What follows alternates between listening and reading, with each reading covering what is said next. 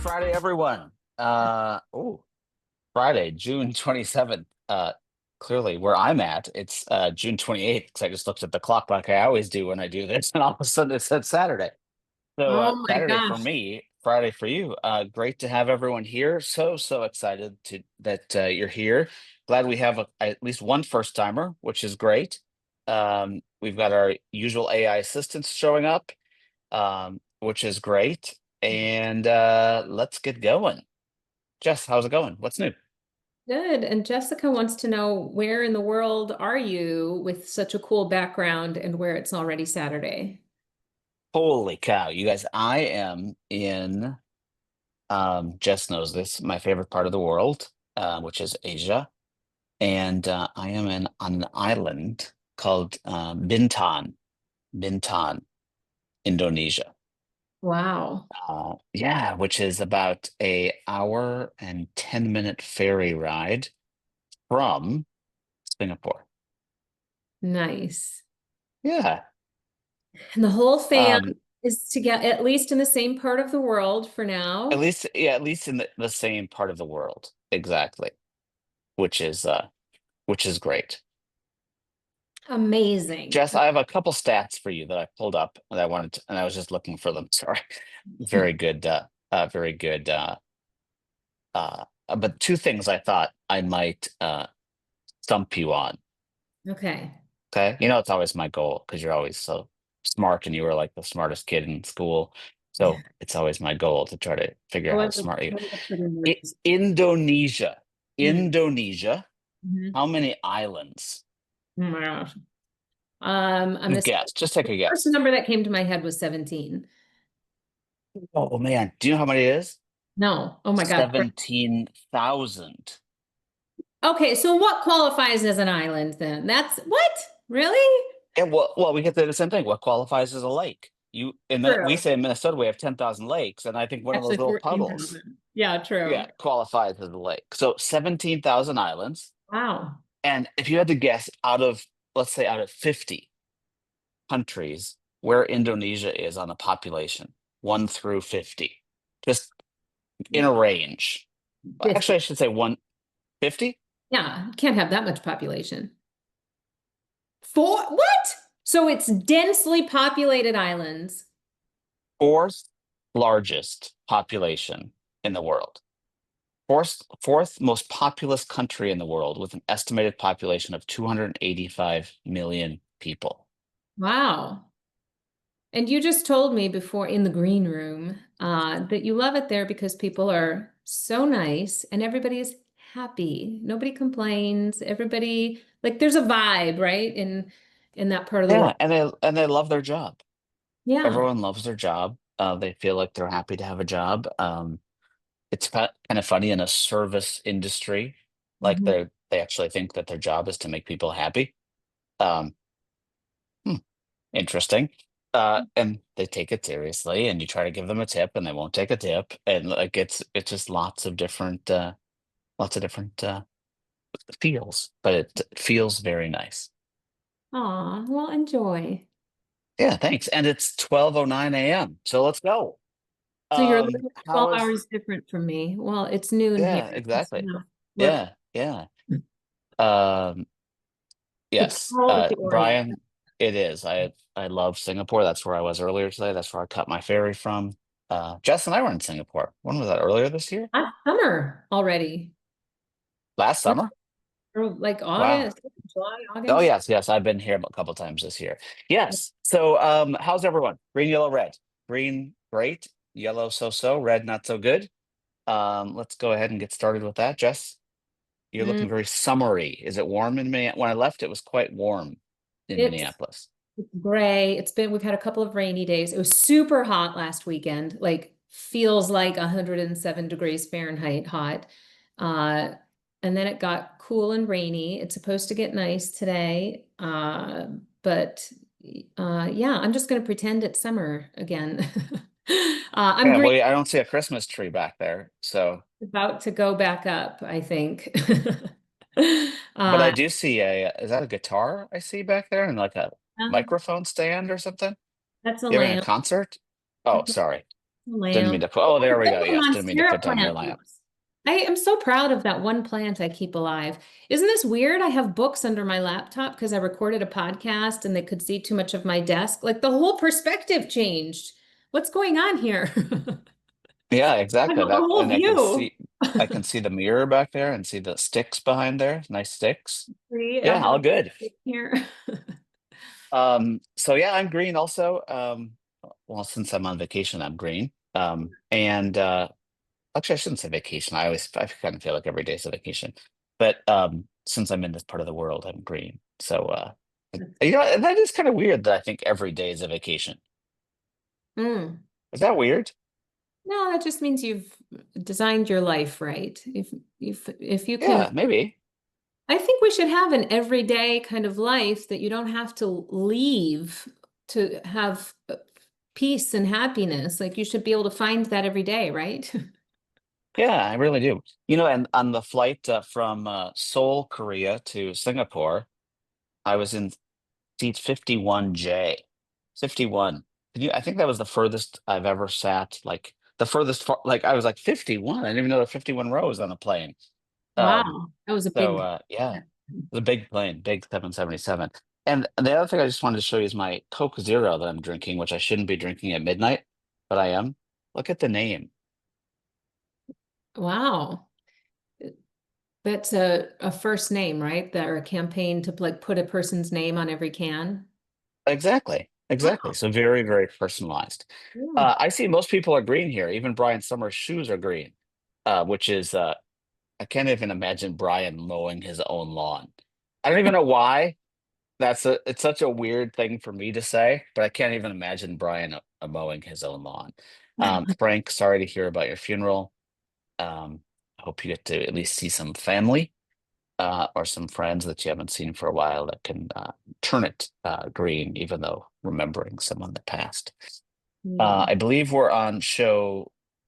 Oh, Brooke. Where the has Oh, she been? where's Brooke? Brooke, welcome Yeah, like back.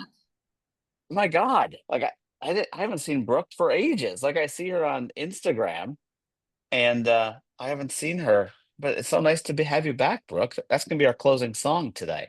I love it. Um, Even though I don't know what it is, so it's gonna be a little bit of a risk, I guess. But I trust her. Let's move on to one big thing. Um, I'm so that excited. surname means Bryce. That surname means bright. I think he's talking about this. Oh, that's so cool. I think that's what he's talking about. I hope that's what he's talking about. I think so. Um, oh yeah, it is. Yeah, bright. It's good. I love Yeah, I that. kind of feel bright. Oh yes, and Steve Jewell, thank you for always being a great self-promoter of your radio show and work that you do, whether it be jumping in the ice or things like that. So I love your that radio show. I actually listened to a little bit. And I, I'm a Todd Rundgren fan, so it was a great show. Thanks for Very sharing that. A commencement ceremony. That is cool. I did the commencement ceremony last night for one of our homeschoolers at church. She's a great person and will become an even greater person. Very nice, Bryce. Very so nice cool. to be say. Yeah. We Jess, need to when I have said it's more time one for the day. one big, Yes, you got excited. I did. Like, I isn't you're prepared for your one big thing? I'm really prepared. I'm so Okay. excited. Uh, we got, meaning 51 little girls who are diverse daisies, got great news yesterday. We are the proud recipients of a brand new grant from the Walzer Foundation, which is a big local Minneapolis employer and business. And they have an amazing program where they give 5% of pre-tax revenue to their own foundation, and then they use that foundation to pay it forward in the community with nonprofits like ours and Diverse Daisies applied. We don't have a huge like community grant program. Like we rely on a lot of corporate giving and individual donors. But we're growing really, really fast. We've grown like 200% in the last couple of years. So our fundraising and grant giving needs to keep pace with the growth of the program. And we're so excited. We got the news yesterday. I'm so proud of those girls. We got a big grant that means a lot to a small program like ours. So that is a huge one big thing. Oh, that was awesome. Congratulations. Yes. Thank Very, very exciting. Very exciting. There's not enough one big things I know. um, in the chat today, but went to a potluck and had perhaps the best seafood fettuccine of my life. I love that. It's so simple. Erin, she's on meetup number two. Like this is 266. She's been here twice. Nice Yep. batting average, Aaron. But Yeah. we love to have you. This is my second time joining because of us, or because of this community, able to connect with Brian Summer. Which, by the way, if you can just connect with Brian Summer, that should be everyone's one big thing. I Yes. just went to my 29th and 30th ballparks. Oh, Oh my cool. I gosh. love those baseball trip stats. Yeah. Some VC interest in self-actual.ai. Um, a Nice. lot of money being put into to these companies right now, or to anything AI, I should say. No, just kidding. Yeah. But yeah, there's a lot of interest in Brad. You're such an amazing person. It's not a huge surprise that there's interest. My one big thing, it's not going to be that big, actually. I don't think but it was big to me, so I guess it's big enough. It's finally raining at my house. Went to whoa here now they're all coming in. Went on a nice weekend trip to Asheville. Two one big things. For Jacinda Arden speak. Nice. Nice. I used Power Automate to save myself a day and a half of work this week. Very nice. So my one big thing, Jess, I actually spent my of my 12 and a half hour flight trying to that sounds kind of funny, but someone told me I was doing an event in Chicago on Monday, and someone actually said to me, they're like, I'm really I used to really love your posts that you did Mm. on LinkedIn, and why did you stop posting? And Yeah. I was like, huh, I think I got stuck in the someone's algorithm, or Yeah. like, because I haven't stopped writing, I haven't stopped posting. So I was like, I haven't stopped posting. And someone said, I thought you were sick. Oh, Um, so which was quite funny. So I actually created a newsletter on LinkedIn I saw um, it. that I love actually that. allowed me to link to my Substack that I write and things like that. All automated, which was good. But but I felt really bad because the person that I ran into was a someone I've been friends with in the industry for a long time, and she said, I used to pass all your stuff on to my CHRO network and things like that, and it's been like 6 months since you posted. And I was like, okay, something's messed. You haven't either. You're not following me, or something's changed. So, oh, you guys, thanks. Okay, I'm going to The give digital. all of you a tip, a LinkedIn tip. Okay. Do it. Oh, here we go. I'm not Miss going to, LinkedIn. Let's go. I won't share my screen unless we really need a play-by-play here. I'm going to go. I see Chris Morio is in the chat. So I'm going to go to Chris's profile because he posts. Actually, should I share my screen? I'm going to go to You Chris's should, because Chris always has profile. amazing posts. Share. It's like my first time on Zoom. Share. My only one panelist can share at a time. See, I figured it. Okay, I'm gonna go to Uh, profile, go to his profile, not a post. Everybody go to Jason, pick somebody in your network, go to their profile and hit the bell in the upper right corner. oh, this is interesting. I didn't even know there was a bell. Yes, Chris, now every time you post, I'm going to get a notification so I never miss a post. So if you have people, I curate my feed all the time, you guys, because there's people I don't want to miss. There's people who I know put out great content. You should do it for Brian Summer. Yes, hit everything. What are It's you just, talking about? there you go. Well, you're on your own. You can't do it. Go to Oh, Chris or go to Nicole or Brian or Chris. Where MAU. is he? It's nothing like getting. There you go. There's Oh, the this. bell. Oh, ding dong. Awesome. There Oh, you go. okay. Thank you, Jess. I learned something new Yes, today. for people you don't want to miss. I do that all the time, you That guys. is Curate your awesome. feed. I can't believe I didn't even know this. That is crazy. Yep, Did everyone know that? I bet not. See, well, Yeah. quite a few people didn't know that. I do it on Instagram too, JC, for comedians that I like. Oh yeah, for JC, yes, our executive producer. I do it Yeah. anytime I see a picture of a cat with a leash on it, I click on the bell because I just love seeing pictures of cats on leashes.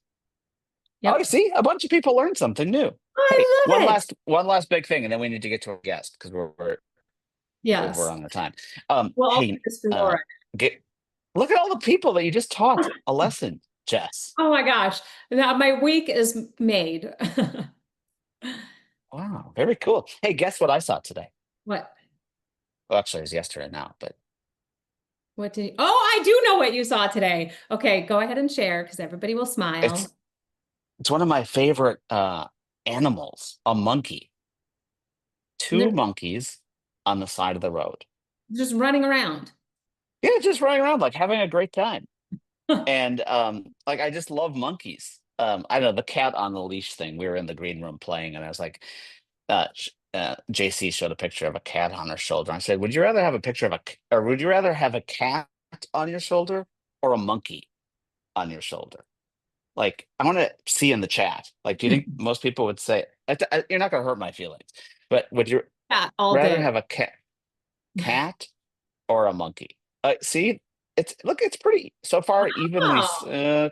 Monkeys are crazy. They will mug you. You said that the people you were talking to said the monkeys are so smart, they figure out how to open the rice cooker to get the rice out. Yes, yes. The driver that my Grab. By the way, if you never heard of Grab, Grab is an amazing app.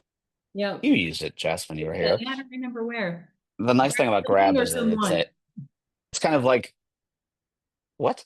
Isn't that their marketing? Grab something or someone. Grab anything, anyone or anything. It's like their marketing tagline, I thought. There goes the explicit rating. But anyway, the app Grab is one of those apps that's a combination of you pay, you order food, you can chat, you can Uber. So it's kind of the app for everything when you're in this part of the world. And it's great to I have been to Ubud, Oh, uh Priyanshi. Thank you for saying that to the monkey forest. Yes, I'm a huge monkey fan. And that sounds weird, but I've always liked monkeys. So thank you for the recommendation, Priyanshi. And Priyanshi's new here. It's her first time also. So love it. or I hope I said her. I don't know that name, her, he. If I offended, I apologize. Ubud is almost got where I got mugged for the banana I had in my hand. I know. That's what's so cool. Like, just think about it. A banana, and all of a sudden, oh, yeah, anyway, gotta move on. So, we are going to talk to an amazing person today that has done some research about AI at work, which, you know, AI, which everyone hears about all the time. As I was going through this report, lots of fascinating statistics that we could dive into all day long. Yeah. Jess, I'll let you do the introduction. But everyone, you guys, thanks for being here and on to our guest. Yeah, for sure. So now you've got more things and people to follow. So everybody knows. More bells to ring, more bells to Yes, ring. Exactly. exactly. So GP did an amazing report. It is meaty. There's a lot in there. We all see stats all the time, right? About, hi, Laura. Hi. Hi, Uh, Laura. Hi. Welcome. Thank you. so Thank you for Thanks having for me. being here. I'm I'm glad excited to you be here. guys Thank did you. this report, by the way, because it's pretty big. Like the study was pretty big, so the data set is good. It's global, and I also love that a subset of your survey respondents were HR people. I'm going to let you set the stage, but I love that you took it's a big data set, big survey, pretty cross-functional, a really healthy view of where we're at with AI at work, but the voice of the HR person is an important one as well. And you're the head of HR at GP. So, Hmm. what a great spokesperson for what's actually in the data. And so, I'd love you to introduce yourself and your work and who GP is, but kind of set the stage for us a little bit, Laura, and welcome. Sure. Thank you. Thank you for having me. I'm excited to be here. Like, as you said, I am currently the head of HR at GP. I've been in HR well over 20 years. Don't want to age myself too much. And I Laura, just, one of the things that we do on the show, I know you're not always here, but we just say over two. Yeah. oh, If you just say perfect. I'm over, going to if go you with just that say now. I over, like that. yeah, if you just say over 2 years, then it covers a wide Yeah. spectrum. It I keeps us think all I'm going to safe. adopt that everywhere I go now. Thank you. I Yeah. love that. Yes, yes. Yeah, yeah, yeah.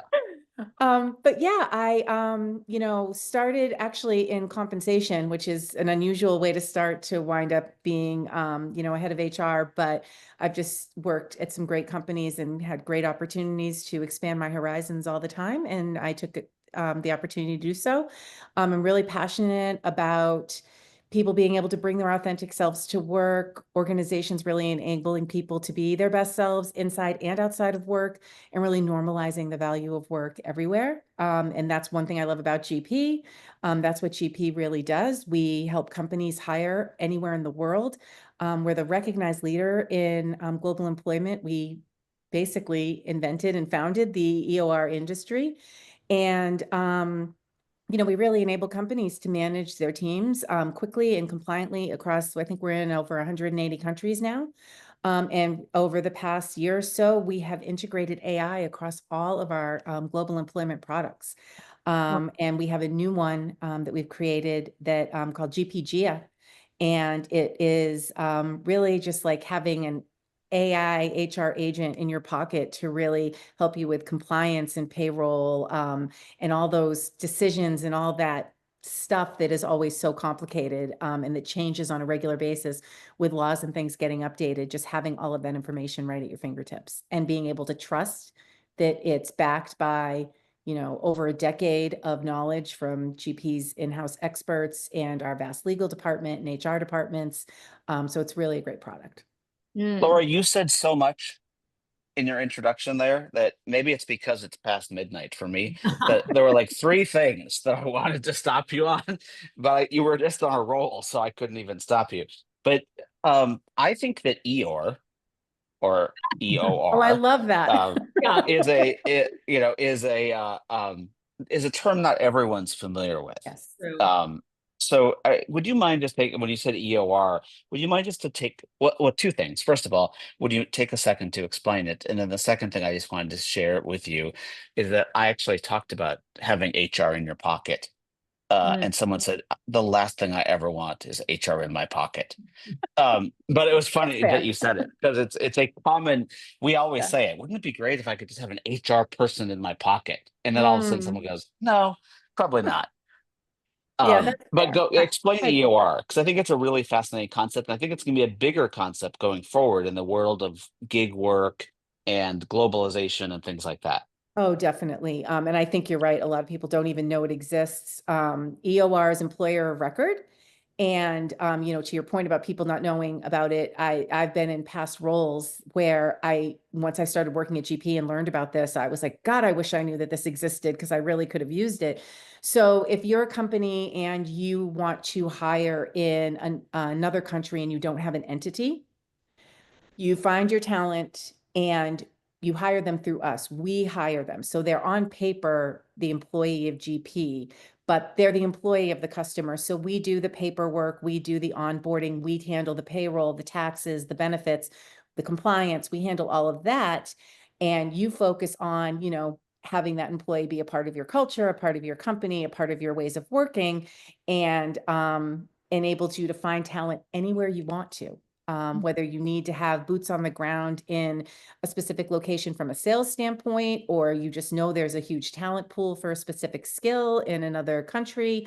You have an employee who wants to relocate somewhere else, but otherwise you wouldn't be able to keep them on because you couldn't hire them. You could hire them through GP and keep that employee retained. So I it's a think it's really great. absolutely, yeah, I think it's fascinating because, like Megan, thank you, Megan, for sharing that. She said, I work for Oracle, but through an EOR.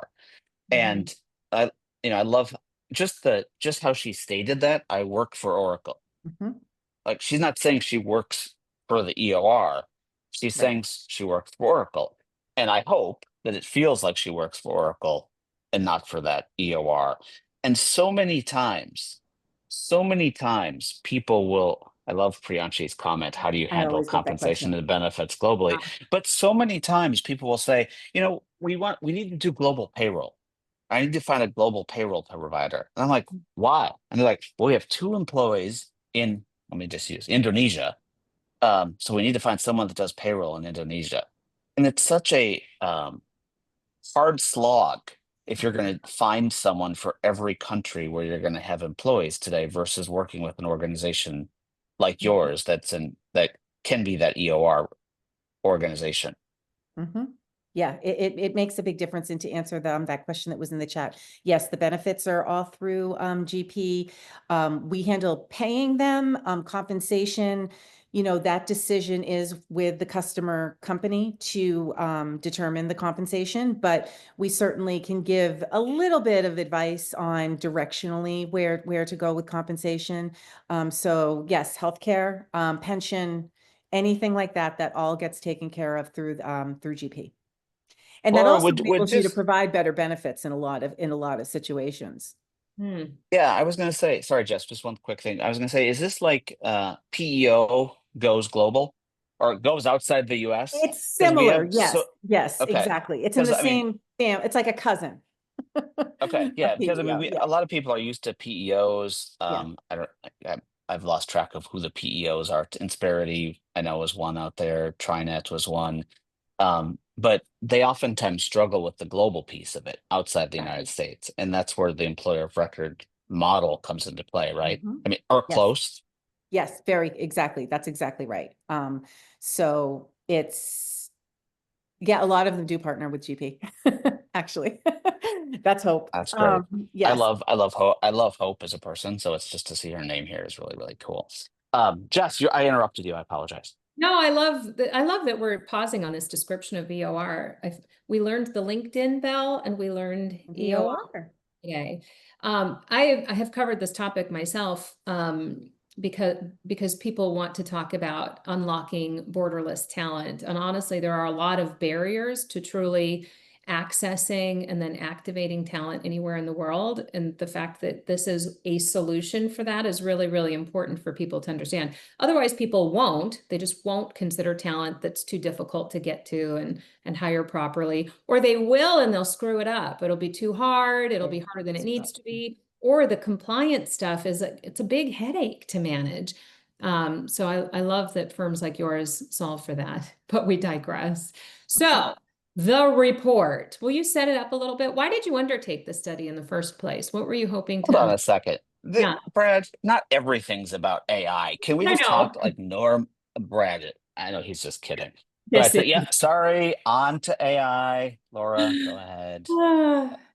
Look. So this is the second annual AI at Work report that GP has conducted. And we really just like to stay on top of trends and what's going on in the HR space, and being able to provide that thought leadership and help our customers, and where we're moving into the AI space and integrating the AI through all of our products. It's just something that we're very, very passionate about at GP.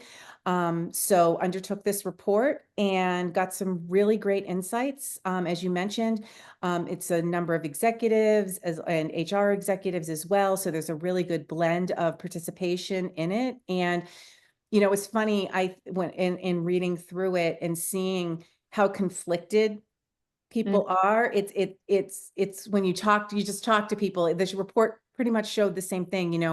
Executives and HR leaders are enthusiastic about AI and they want to embrace AI, but at the same time, they're not so ready to completely trust it, certainly not with financial decisions, not so sure about, can we trust that the data is accurate? Can we trust that the information has been verified? That sort of thing. So I think, like all of us, we're like, hey, wow, this is really cool. But is that right? Should I be doing this? So I think they're on pace with how we're all feeling, really. mhm.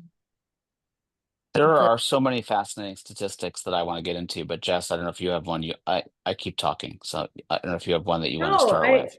I'd love to talk through the report. I saw some of the highlights myself. I've got it up. I've been pouring through it. I think that, to answer Brooke's question and the healthy tension that you uncovered or validated in your survey data, I think it's good. I think healthy tension and a healthy distrust. Let me just say, a healthy dose of skepticism is exactly where we should be. You should be testing the crap out of everything you're using. There's the quote of the week. But it doesn't mean stop or, retreat. There was a mistake or we didn't get this right. It means go in with a healthy dose of test, refine, validate outputs. I'm not surprised to hear that. And I think that healthy tension is perfect.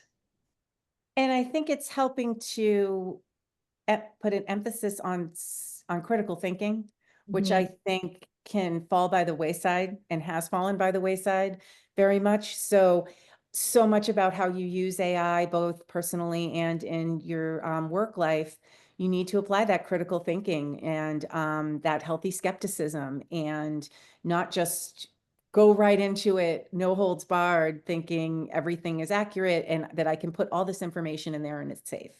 Yeah. And Jess, someday, I don't know if you ever listen to other podcasts where they actually have like an executive producer that they say, "Hey, why don't you show that stat?" And then the executive producer pops it up on the screen. Wow. Like I'm the executive, like I was just thinking I'm the one that does that. And I totally did it prematurely in this case. So I apologize for all of you that are staring at the statistic. My executive director skills are failing a little from a premature display point of view here. But this one I thought was really interesting. 2%. Whenever I see anything that shows me that low of a percent, I have to read it Yeah. for whatever reason. It's almost nothing. 2% of executives believe their organization has the right people to successfully implement and monitor AI. And I just want to, like, for me, that was really interesting. Laura, I don't know if you have thoughts on this one. I'm sure you do. But, for me, I wonder how much of that is people don't understand. Like, I wonder if people actually understand what they need to Exactly. do it, and then to try to figure out how to answer that question. Because if someone actually asked me, I mean, I've been studying this for really hard now for the last 3 years, and I think I might be getting close to trying to think about what an organization might need. So for someone that doesn't study it all the time, I Yeah. imagine that they actually think it's probably harder than it is. But Laura, I'd love your thoughts on that. Yeah, I think you're right. I think that they don't realize what they need. And I think it's taking a step back. And it was like back in the day when social media was first bubbling up, and you'd hear people say, well, we need somebody who has a lot of experience in social media. Well, no Yes. one has a lot of experience in social media. I remember the Right. first time we hired someone, everyone was running around the office complaining that there was this employee on Facebook all day. And it's like, well, that's her job. So that's why she's on Facebook all day. So you're not going to find somebody who has this depth of experience in it. So that's when you look at those other traits that your people have. Learning agility, I think, is so important. Those people who you can send, I need somebody to do brain surgery, and they watch a YouTube video and you trust them to do brain surgery. Those people that just pick things up, they know how to learn something new, and not just learn it, but then apply it into their day-to-day work. And curiosity, critical thinking, all those things. Who are your people who have influence throughout your organization, even informally? It doesn't matter what your level is. They're networked well and well liked and well thought of and respected through the organization, who can be champions of something like that, to really get people talking about it. So I think it's such a huge thing, AI, and but it's changing by the minute almost. And to think that you're ever gonna, especially at this phase, get ahead of it and be like, okay, we've figured out exactly what it is, and this is what we're going to do, and this person does this,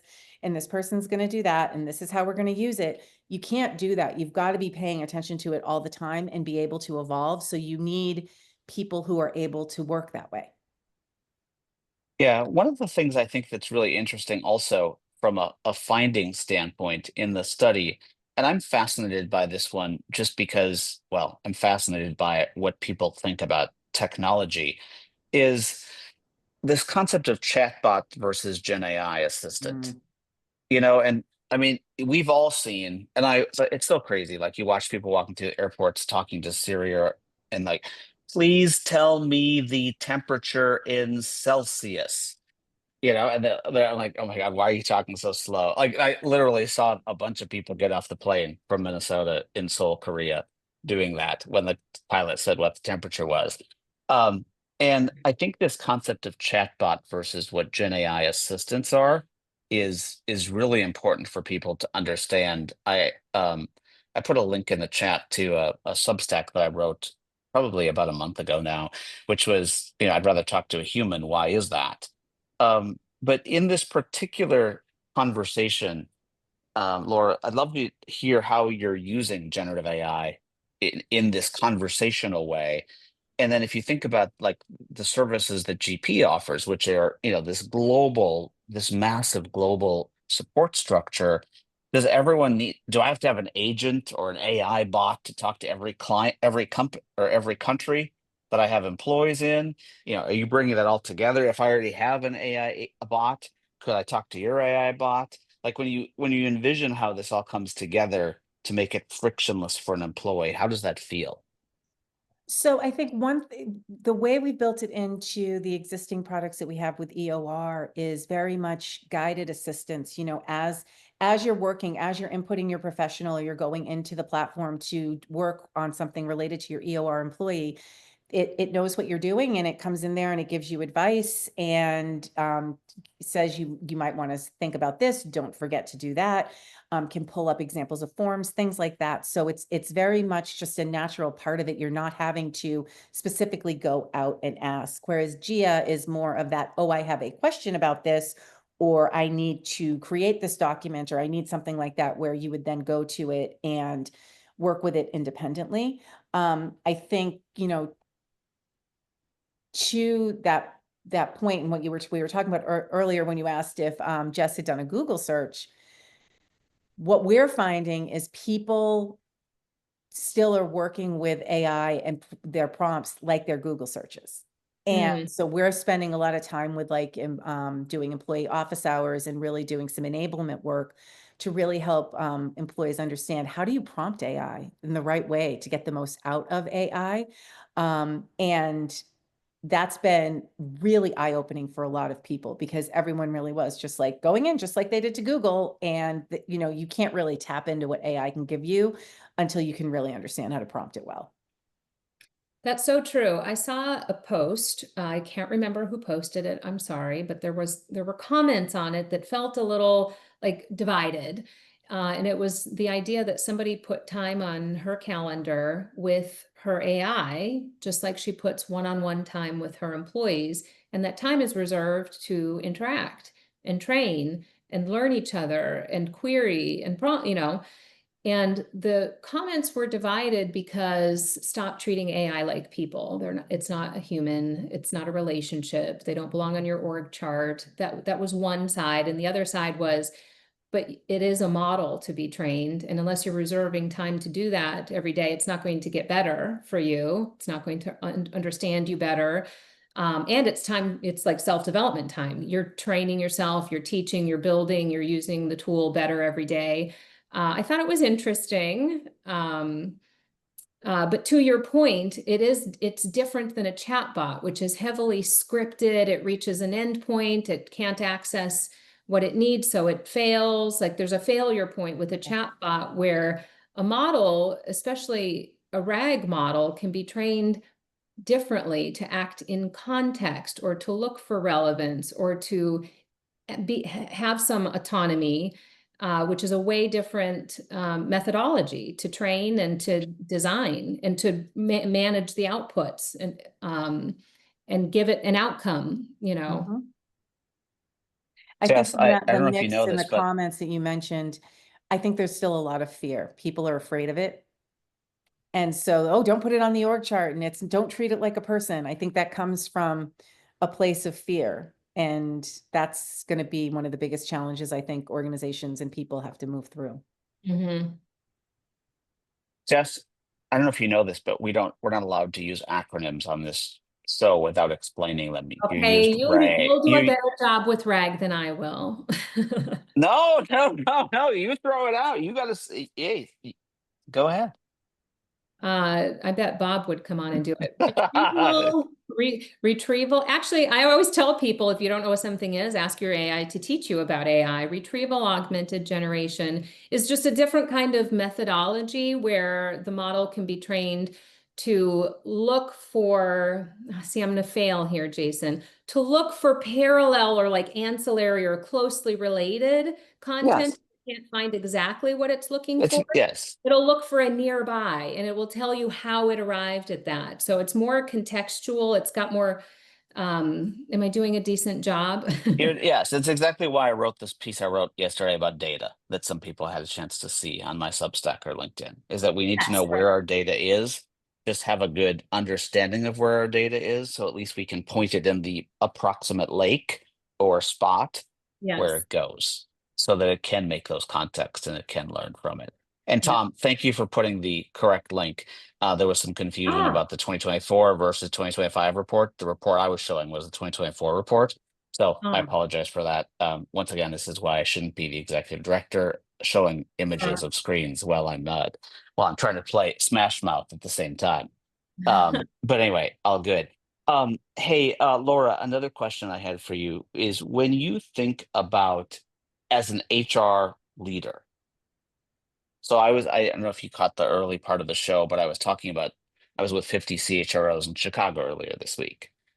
And I actually made a statement, a quite provocative statement that I thought that about 60 to 70% of the work that most HR departments do today is going to go away because of AI.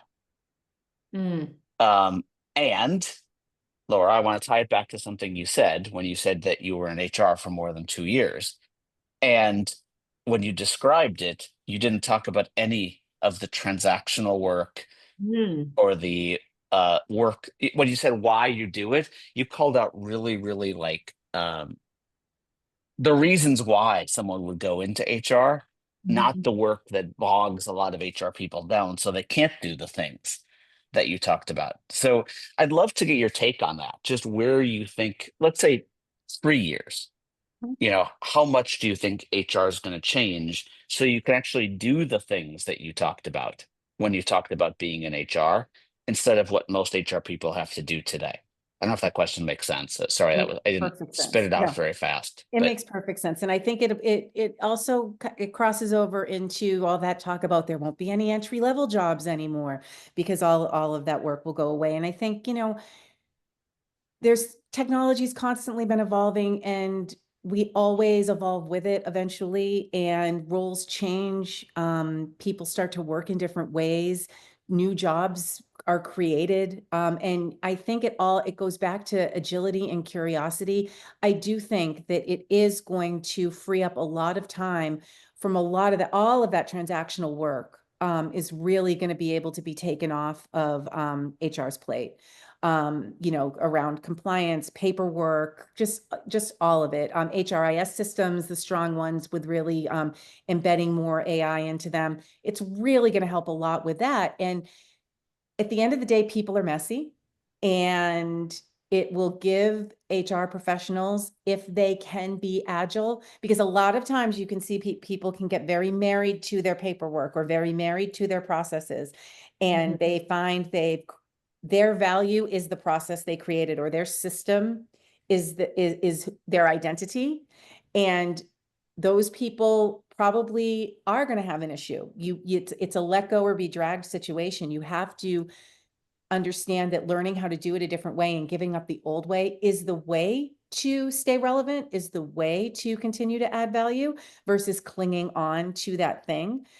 So really just embracing it as an opportunity and using it in those things with people who dealing with the messy people things. There's one of the things that my team and I use it for all the time now is if you're doing an investigation of some time or you're dealing with having to give somebody feedback and you've gathered a bunch of information, you can feed that all into AI. It gives you talking points. It gives you, it finds themes. And a lot of it is things you'd already picked up on, but there's always at least a nugget or two in there that you're like, wow, I didn't notice that, but that is a theme in this feedback that we have. So I think HR needs to embrace it and find ways to use it and not be afraid of it, because again, it all goes to that fear. The fear is what's going to wind up holding you back. You're going to wind up being irrelevant. But I think at the end of the day, it's going to really, if HR professionals use it the right way, it can enable you to become more of a strategic partner for the business and do those things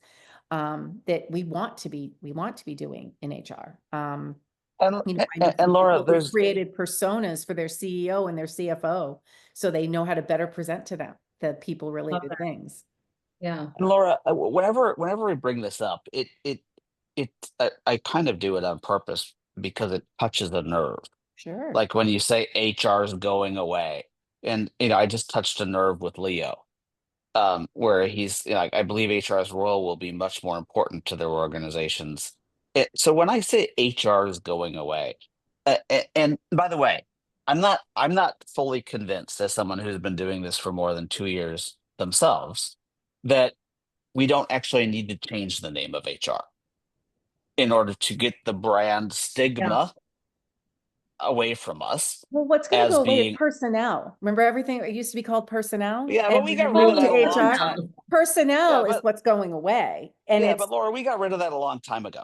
And yeah. still, like, I still have CHROs every day that say I can't get a seat at the table. I'm like, God, like, and I get why, because they are. Everyone thinks HR does this, HR does this. Hey, Mhm, if we have a problem with the vending machine, call HR.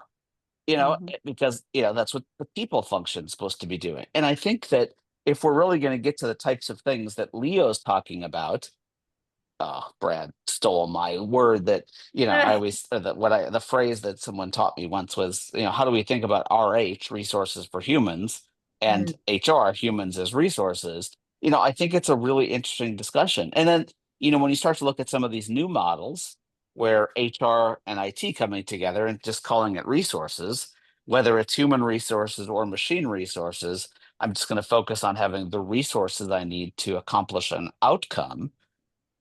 um, I just wonder, and Laura, I'd love your thoughts on this. I'm not. I guess. Sorry. I didn't mean to say HR is going away. Right. Actually, I did mean to say it.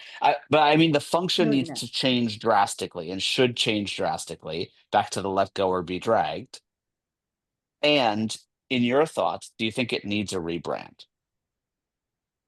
I I tend to have an allergic reaction to fancy names for HR. And because everywhere you go, oh, it's internally we call it the people team. I hate that, but we have to do that because we have the HR specialist function that is working directly with the customers. So we have to differentiate the two functions. So I Mm. understand why that I've worked places where it was called human capital, which was terrible. So it's everybody, employee experience, you come up with all these fancy names to try to rebrand it. I don't know that the name is so much the problem. I think that AI presents a huge opportunity for HR professionals. If we can embrace it in the right way, this is the best opportunity I think we've had ever to Mhm. position ourselves prominently and make people more aware of the real value added work that we do, because that other work can come off. The compliance, the paperwork, the transactional stuff that can come off. And if HR professionals aren't afraid of that and they let that happen, they can elevate themselves. They can use AI to make themselves smarter. They can use the AI to help position themselves better and get better at working with the people and helping organizations enable the people that they have to be successful and help the people that they have through the change management of adopting more AI.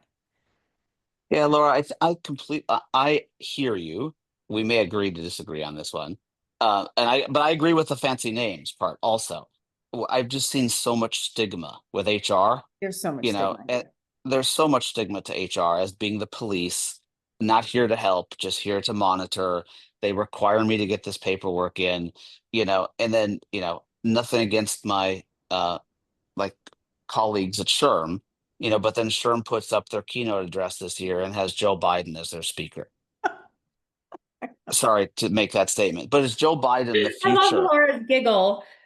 the future of what we want? And this is not, please, no emails or text. This is nothing about Joe Biden. This is nothing about my political views, et cetera, et cetera, et cetera. But I'm like, that's not the. I mean, Future. I love the guy. I love the guy. I voted for the guy, but that's He's not the old. guy that I want as my poster child for the future of For the of future of what. work, someone who's 88 years old. Yeah, Yeah. it, Right. So that's like saying my mom. It would be if my mom was the keynote speaker. yeah. Mhm. Well, you're touching on a good point, which is a lot of that stigma is our own fault, and it's how HR teams operate. And I've often said that the 3% merit increase that everybody's had forever, even though it's gone down a little in some years and up in the past couple of years, that was a self-fulfilling prophecy. We started completing this, filling in the salary benchmark surveys, saying our salary budgets were going to be 3%, and everyone was just putting in the same thing every single year. So when you were pulling the surveys to give, this is what I think our budget needs to be, oh, everyone's doing 3%. We created that ourselves, and that was our own fault. It's how HR teams operate, and that goes to letting go of the fear and moving into a place of authenticity and strength and just operating differently. I have many people tell me here at GP that like our HR department's a little unique. People actually come to us and they want to come to us. And we joke around sometimes like, wow, people actually kind of like us. Like we're not used to that, but it's how you're showing up for people. And if you're showing up for people inauthentically, which I think a lot of HR people do, you feel like you have to put on this like policeman front or this company line front. And you can be an advocate for the company and have the best interests of the company and the business and be very focused on the business as an HR professional while still being very authentic with people and not make them feel like when they come to you, they're just getting a canned response or that company HR line, or there's no trust there. It's we've done it to ourselves in a large degree, and I think it's up to us to do it differently. I stole this from a colleague, Mike, a number of years ago, but I use it all the time. Good HR is good marketing. And by that, when people say that, and when I use it, I mean that a good marketer is a good storyteller. They're good at articulating a value story. They're good at selling a vision. They use data and insights to paint a picture. And so that when I use that, I mean that if HR became a better value articulator, a data-driven vision board painter, if they were good at storytelling, connecting the dots and communicating well and often, like 10 times more than you think you do. I think that would put HR in a better position of closing trust gaps with the workforce, being a visionary storyteller and value partner to the business. And AI will help them do that. That's the irony of all of this. Mm-hmm. Absolutely. Laura, I'm so glad that there are HR leaders like yourself that don't speak the transactional part of HR, even though you can. B, work for an organization who are doing this type of research in truly helping push HR to be different and to be on the edge, even though I'm not sure how long I can say that. Even based on your studies, only 1% of HR of people are not using AI. So I'm not sure how much it really is the edge anymore. Yet I do think there's a lot of people that, for example, will be at that SHRM conference that don't use AI as much as they should. And then I really loved this conversation about the concept of marketing and how we need to change that stigma because I agree with you. It's not as much about the name, but we have to really, put a stake in the ground with our North Star and say, what do we stand for? What's our function going to be? What it's not going to be? And going forward, I think that, I think we'll all be better. Priyanshi, as I was closing up, just put in the chat, I want to learn more about the adoption of AI and benefits and reward space. Anyone down for a quick chat to help? It's a great, great topic. And Priyanshi, we oftentimes share LinkedIn addresses in the chat here. I'm sure there are some people that will be down to chat on that if they haven't dropped off already. And Priyanshi, if nothing else, shoot me a LinkedIn note, and I'll definitely connect you with. Here's some people. Jess, Brad. Yes, definitely. There's always people willing to help. Well, I'm on a little council internally around this topic because we're reinventing our own total rewards point of view and advice that we give clients. So happy to do that. That's great. Laura and GP, thank you for being here. Thank you. This Yes. is great. I enjoyed it very much. Thank you for having me. Yeah. Priyanshi, thanks for sticking with us. Steve, thanks for being here. Jess, no show next Friday. No show. We're off for Independence Day here in the United States, landing on a Friday. So we're going to take it as a holiday, and we'll be back in a couple of weeks.